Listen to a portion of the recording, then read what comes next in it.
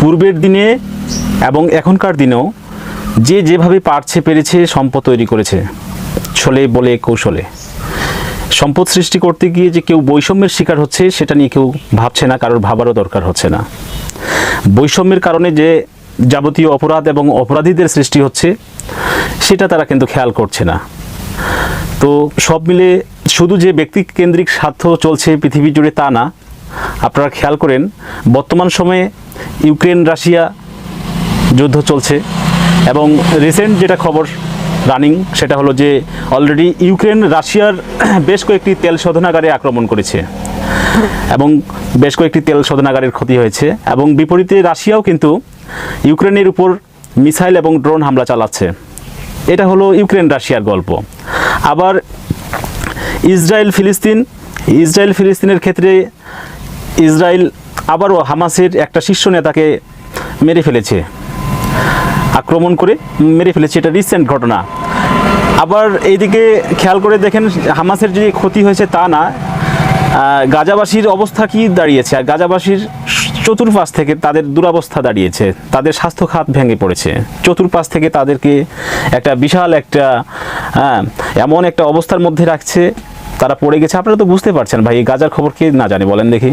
তো যাই হোক, আমি সিম্পলি বললাম। আবার এইদিকে আবার দেখেন ইরান এবং আমেরিকা এবং ইসরায়েলের ঘটনা দেখেন, এদের দ্বন্দ্ব এবং যা যা হচ্ছে এগুলো তো আপনারা দেখতে পাচ্ছেন। কিন্তু এই যে যুদ্ধ সংঘাত এগুলো আসলে কি কারণে হচ্ছে, আমার হচ্ছে মেইন প্রশ্নটা হচ্ছে আপনাদের কাছে এটাই, যে তার এই যুদ্ধগুলো কী জন্য হচ্ছে, এই সংঘাতগুলো কী জন্য হচ্ছে, এই ব্যক্তিকেন্দ্রিক স্বার্থ এবং স্বার্থপরতা কিসের জন্য চলছে ভাই? এই সম্পদ সংগ্রহের জন্য দেখা যায় যে অন্যজন বৈষম্যের শিকার হচ্ছে।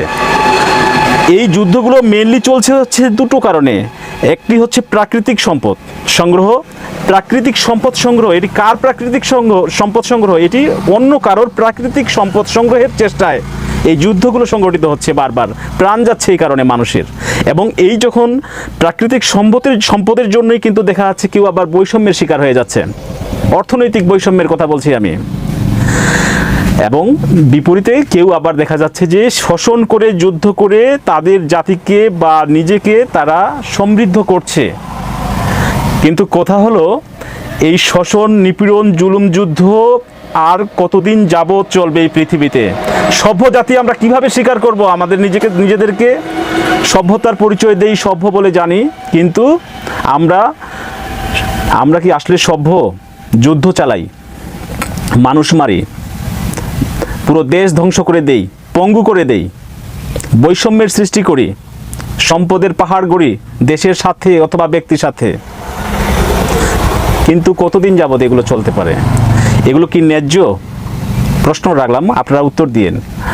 এভাবেই সৃষ্টি হচ্ছে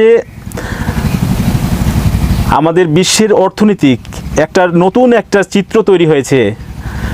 পুরো বিশ্বের 100% মানুষের মধ্যে 10% মানুষের কাছে পুরো সম্পদ চলে গেছে, অথচ আমরা এখনও বসে আছি, চুপ করে আছি একটা চাকরির আশায়, একটি সাধারণ কোনো কাজ করে খেয়ে পড়ে থাকার জন্য শুধু আমরা চলছি। আমরা ভাবছি না কেউই যে আমাদের বর্তমান যারা দুরবস্থার মধ্যে পড়ে গেছেন, এই দুরবস্থার জন্য দায়ী আসলে কারা পূর্বে শোষণ করে সম্পদের পাহাড় রেখে গেছে বা পরবর্তী প্রজন্মদেরকে দিয়ে গেছে, তারা ফল ভোগ করছে। আমরা কেউ আবার বঞ্চিত হয়ে, সর্বহারা হয়ে আমরা জীবনযাপন করছি।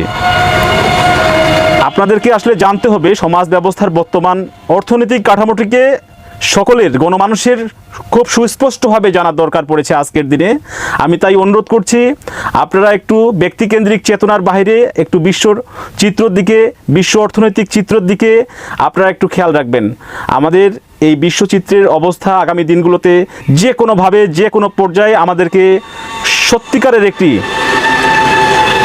মডার্ন এবং শিক্ষিত সভ্য মানুষদের বসবাস যেন এই পৃথিবীতে হয়, সেই রকম একটা পৃথিবী গড়ার আমরা চেষ্টা করি।